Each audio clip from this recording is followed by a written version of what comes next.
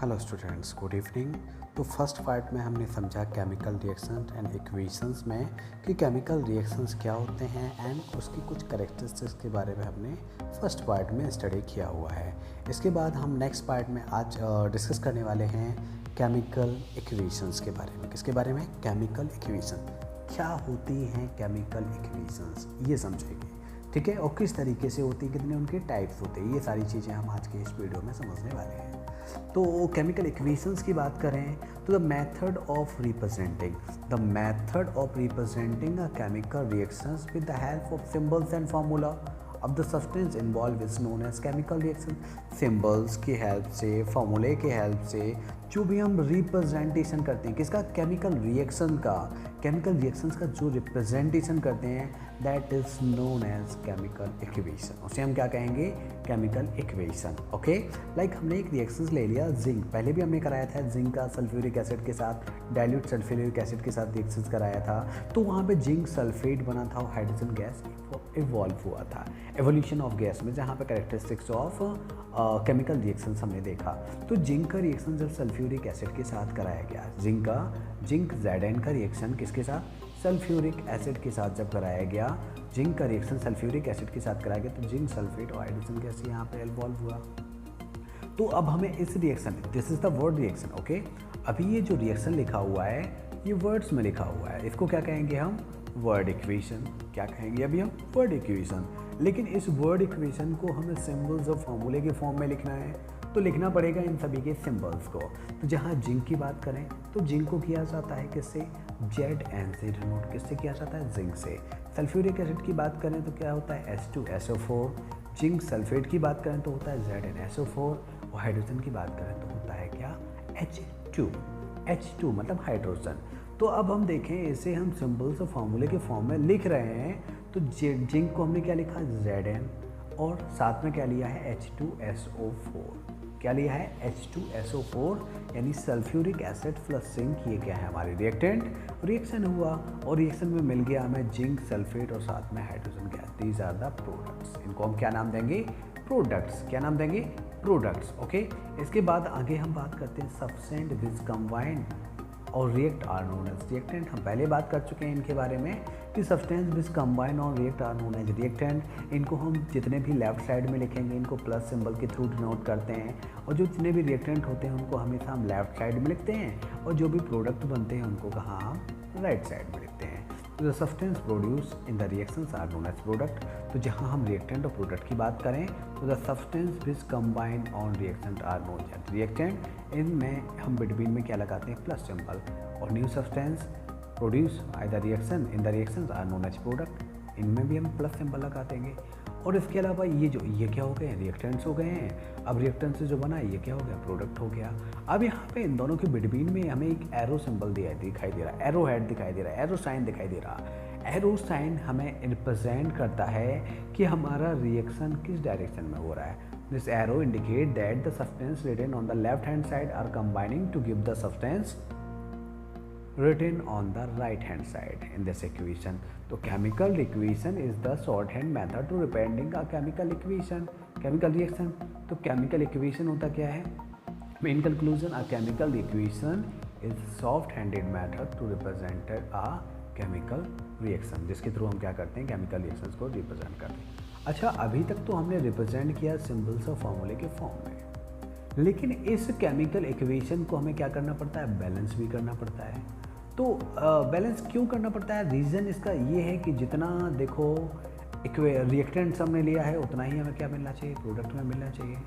Okay, तो यहाँ पे balance and unbalance chemical equation की बात करें तो बैलेंस और अनबैलेंस केमिकल रिएक्शंस होता क्या है? जैसे हम बात करें बैलेंस की, अब balance chemical equation has an equal number of atoms of different element in the reactant and product. जितने नंबर ऑफ एलिमेंट्स कहाँ पे? रिएक्टेंट साइड में होंगे, अगर उतने ही प्रोडक्ट साइड में हैं तब तो रिएक्शन कैसा है? हमारा बैलेंस्ड है। और जहाँ पे जितने नंबर ऑफ रिएक्टेंट्स, जितने number atoms of different elements कहाँ पे रिएक्टेंट साइड में हैं, उतने अगर प्रोडक्ट साइड में नहीं हैं, that means reaction is unbalanced. वहाँ पे रिएक्शन कैसा हो जाएगा? अनबैलेंस्ड हो जाएगा। तो आप देख रहे हैं यहाँ पे रिएक्टेंट साइड में जिंक है, कितना है नंबर ऑफ जिंक एटम को हमने देखा, कितना है जिंक एटम 1 है, प्रोडक्ट में भी कितना है 1 है। हाइड्रोजन एटम की बात करें तो देखो हाइड्रोजन यहाँ पे 2 है, यहाँ पे भी हाइड्रोजन क्या है 2 है। तो हाइड्रोजन एटम की बात की तो हाइड्रोजन एटम यहाँ भी 2 है, हाइड्रोजन एटम यहाँ भी 2 है। अब बात करते हैं सल्फर की। सल्फर देखो, सल्फर एटम यहाँ भी रिएक्टेंट साइड में भी 1 है और प्रोडक्ट साइड में भी सल्फर एटम कितना है 1 है। तो यहाँ पे हमने नंबर ऑफ वैसे एटम सल्फर एटम इज़ 1 और यहाँ पे भी same number of sulphur atom is 1। अब बात करते हैं ऑक्सीजन की। तो ऑक्सीजन एटम देखो रिएक्टेंट साइड में कितना है 4 है और प्रोडक्ट साइड में भी कितना है 4 है। यहाँ पे हम कह सकते हैं रिएक्शन हमारा कैसा है, वैलेंस है, यानी जितना नंबर ऑफ रिएक्टेंट में एटम्स हैं उतना ही नंबर ऑफ प्रोडक्ट्स में भी क्या है एटम्स है। तो balance chemical equation has equal masses of various element in reactant and product. और जहाँ पे हम बात करें अनबैलेंस रिएक्शन की, तो an unbalance chemical reactions has unequal number of atoms 1 और more element in the reactant and product. तो रिएक्टेंट और प्रोडक्ट साइड में देखेंगे यहाँ पे नंबर ऑफ एटम्स क्या नहीं रहेंगे, बैलेंस नहीं रहेंगे, अनबैलेंस रहेंगे। जैसे हम बात कर लें यहाँ पे हाइड्रोजन और ऑक्सीजन का रिएक्शन होके क्या बनाया, H2O बनाया। क्या बनाया, वाटर। ये मैंने पहले रिएक्शन बताया हुआ था आपको स्टेट में। तो हम देखेंगे यहाँ पे हाइड्रोजन गैस है, क्या है हाइड्रोजन है, क्या है हाइड्रोजन है H2O2। इससे क्या बन रहा है H2O बन रहा है। तो यहाँ पे रिएक्टेंट साइड ये रिएक्टेंट हो गए, ये एरोहेड के बाद ये प्रोडक्ट्स हो गए। तो रिएक्टेंट में देखिए हाइड्रोजन एटम कितना है 2 है, हमने 2 लिखा। प्रोडक्ट में भी हाइड्रोजन एटम 2 है। नंबर ऑफ एटम्स रिएक्टेंट में देखो ऑक्सीजन कितना है 2 है, लेकिन प्रोडक्ट की बात करें तो प्रोडक्ट में कितना है ओनली 1 ही तो है। प्रोडक्ट में हाइड्रोजन ऑक्सीजन एटम क्या है उतना केवल 1 ही है। तो हम देख पा रहे हैं कि यहाँ पे ये जो रिएक्शन है वो कैसा है, अनबैलेंस है। रिएक्टेंट में तो हमने H2O2 को लिया था तो H2O2 बनना चाहिए था, लेकिन यहाँ पे तो H2O बन रहा है यहाँ। यानी कि बात करें नंबर ऑफ रिएक्टेंट और नंबर ऑफ प्रोडक्ट में जो एटम्स हैं वो तो इक्वल नहीं है ना। अब वो इक्वल नहीं है मतलब क्या है, हमारा रिएक्शन अनबैलेंस है। तो an unbalance equation has unequal masses of various element in reactant and product. तो यहाँ पे देख रहे हो दोनों का मास क्या है, अलग अलग है। अब मास अलग अलग है मतलब कि रिएक्शंस तो कुछ है, मतलब ऐसा नहीं होना चाहिए, क्योंकि according to law of conservation of mass matter can neither be created not destroy.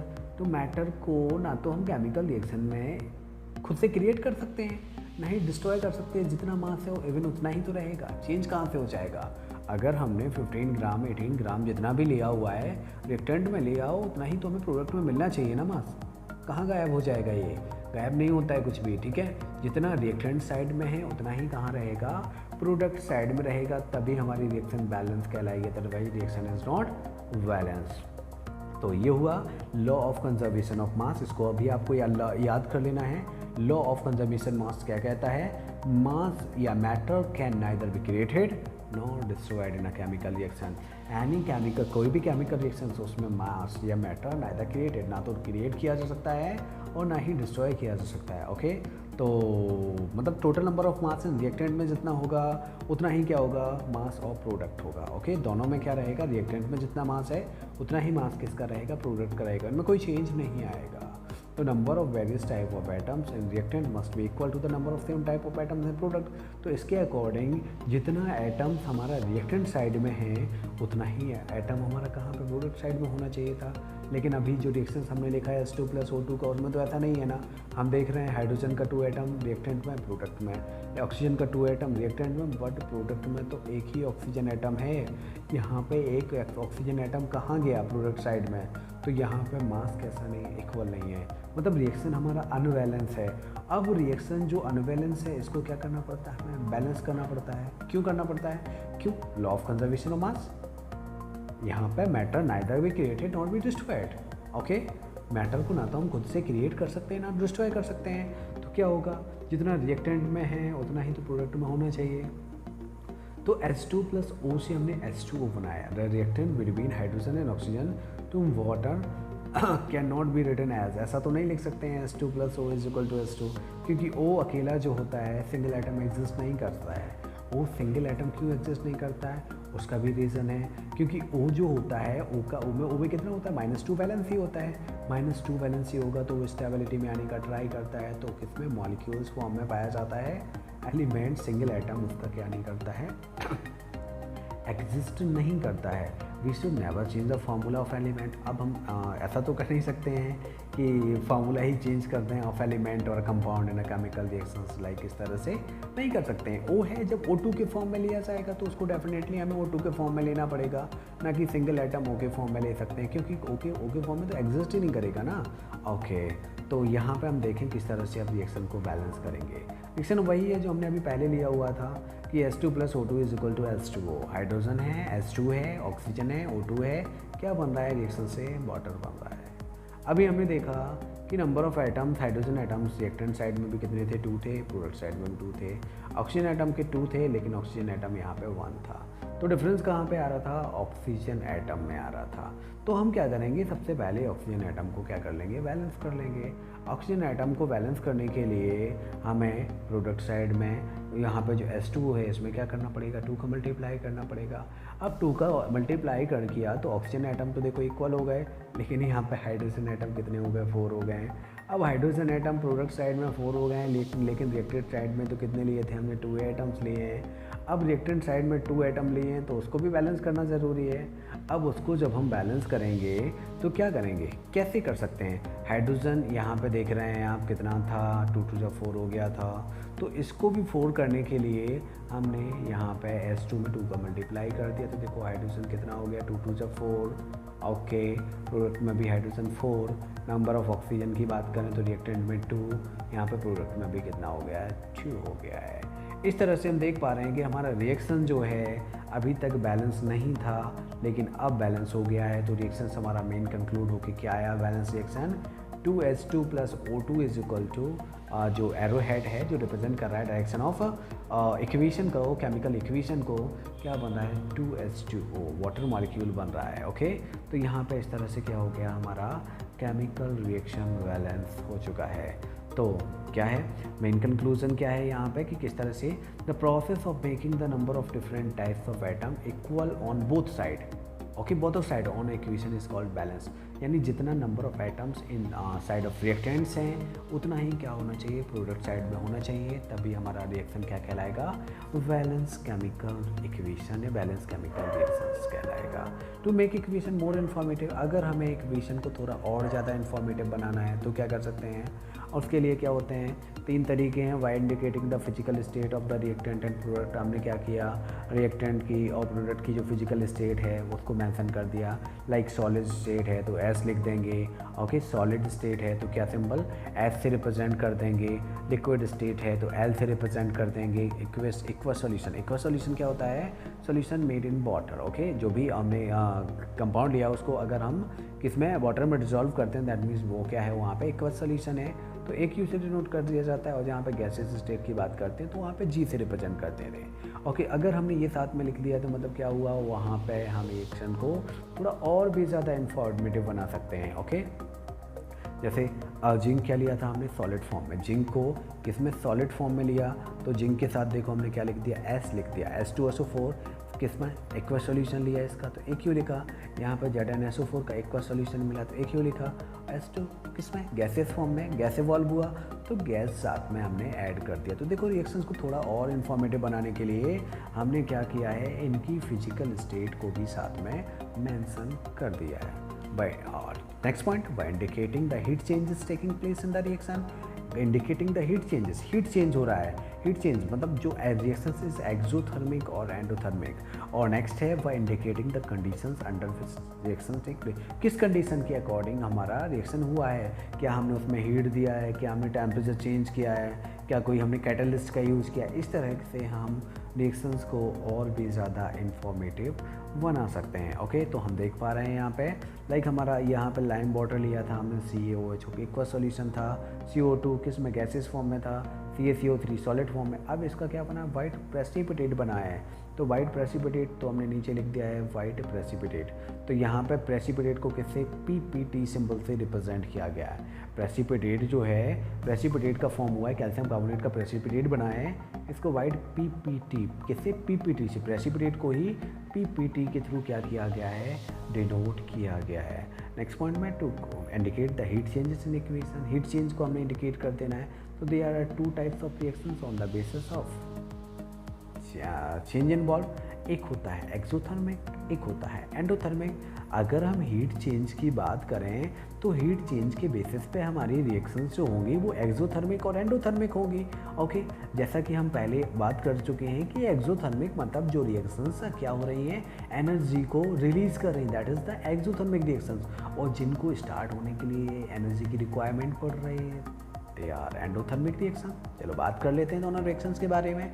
Those reactions in which heat is evolve, those reactions in which heat is evolved are known as exothermic। Like हमने example ले लिया, carbon oxygen का reaction कराया, CO2 gas बन गया और साथ में क्या हुआ, हीट इवॉल्व हुआ। तो हमें देख रहे हैं हीट इसमें क्या हो रहा है, रिलीज हो रहा है, मतलब प्लस हीट हमें क्या मिल रहा है, हीट भी मिल रही है, हीट एनर्जी मिल रही है। हीट जो मिल रही है वो किस में, एनर्जी के फॉर्म में मिल रही है।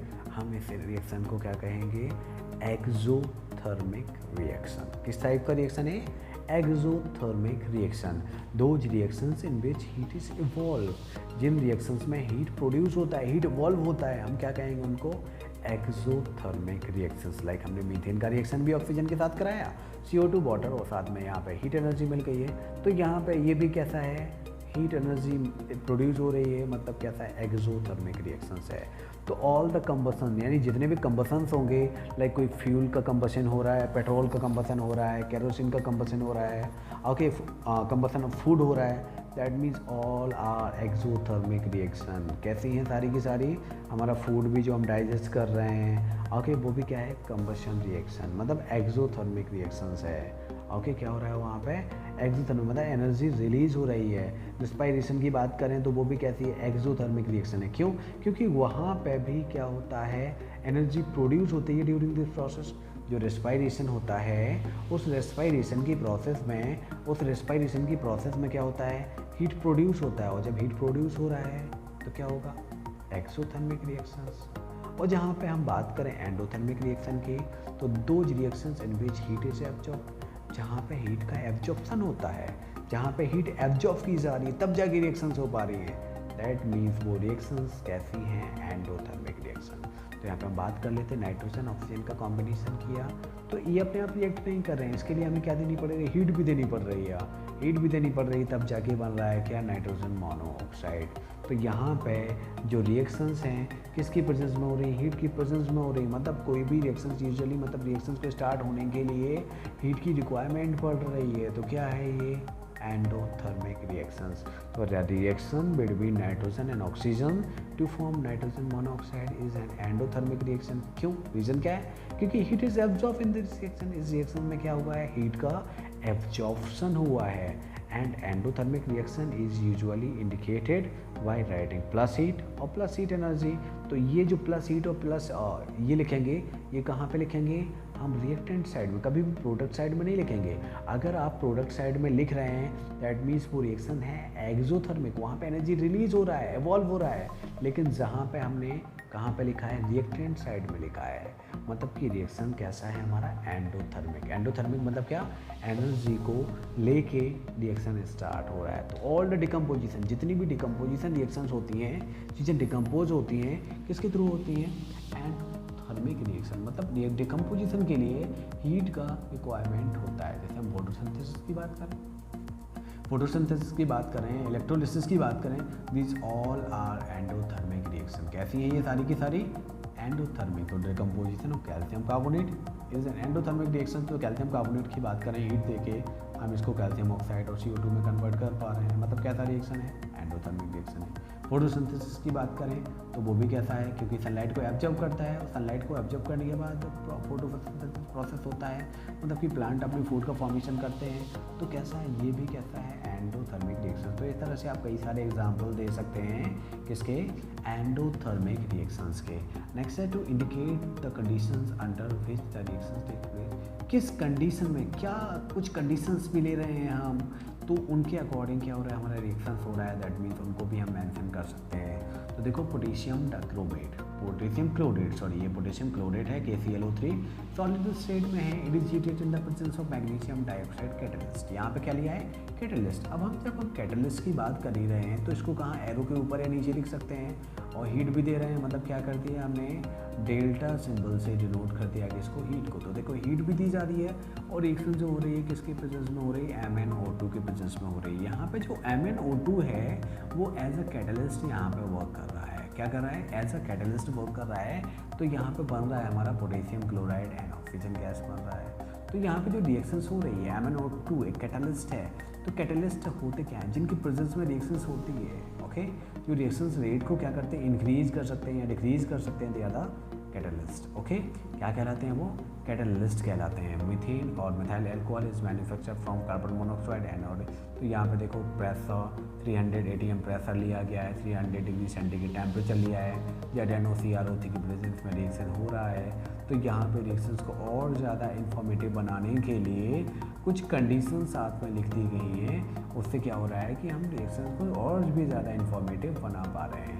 तो green plants make food by the process of photosynthesis. बचपन से पढ़ते आ रहे हैं ये वाली चीज़ें हम, कि जो ग्रीन प्लांट्स होते हैं अपना food by the process of photosynthesis करते हैं। रूट्स के थ्रू क्या लेते हैं, वाटर और मिनरल्स को लेते हैं एंड सन से सनलाइट को लेते हैं। और क्या होता है, एनवायरनमेंट से CO2 लेंगे, O2 तो रिलीज़ करते हैं, ओके, जो हमें मिलता है, हम सांस लेते हैं O2 से। तो क्या करते हैं वो CO2 को एब्जॉर्व करें, उनमें छोटे छोटे पोर्स होते हैं, दैट इज़ कॉल्ड स्टोमेटा। और ग्रीन लीफ जो होती हैं उनमें ऑलरेडी प्रेजेंट होता है क्या, क्लोरोफिल, ओके, क्लोरोफिल कंटेन करते हैं वो, जो क्या करते हैं सन की लाइट को एब्जॉर्व करने की यानी ट्रैप करने का काम करते हैं। तो इस तरह से देखें, कार्बन डाइऑक्साइड है, वाटर के साथ रिएक्ट कर रहा है, सनलाइट और क्लोरोफिल की प्रेजेंस में रिएक्शन हो रही है, बन रहा है क्या, प्लांट के लिए food, that is known as glucose, C6H12O6 जिसका फॉर्मूला है। और साथ में हमें क्या देते हैं, ऑक्सीजन भी देते हैं। क्या देते हैं, हमें ऑक्सीजन भी दे रहे हैं। तो इस तरह से ये रिएक्शन कौन सी हुई, फोटोसिंथेसिस रिएक्शन। ये यहाँ पे जो रिएक्शन है 6CO2 + 6H2O, हमें बैलेंस करने के लिए 6 ऐड करना पड़ रहा है। CO2 और H2O की एक रिएक्शन हुई सनलाइट और क्लोरोफिल के प्रेजेंस में, क्या बन गया, ग्लूकोज और O2 जो एनवायरनमेंट में रिलीज हो गई है। तो हम देखें इंपॉर्टेंट एग्जाम्पल ऑफ राइटिंग आ क्या balance chemical equation. Important examples, क्या एग्जाम्पल्स हैं, क्या क्या हमें पॉइंट रिमाइंड करने पड़ेंगे। राइटिंग डाउन, फर्स्ट स्टेप में क्या, writing down the chemical reactions in the form of word equation. Okay, किस तरीके से हम रिएक्शंस को बैलेंस करते हैं, ओके, किसके मतलब क्या क्या हमें करने होते हैं, क्या क्या स्टेप्स फॉलो करने होते हैं। ओके, इनके बारे में हम नेक्स्ट वीडियो में डिस्कस करेंगे। अभी तक के लिए आपको वीडियो अच्छा लगता है तो वीडियो को लाइक करें, अपने दोस्तों में शेयर करें, और अगर अभी तक आपने हमारे चैनल को सब्सक्राइब नहीं किया है तो चैनल को सब्सक्राइब करें। Thank you.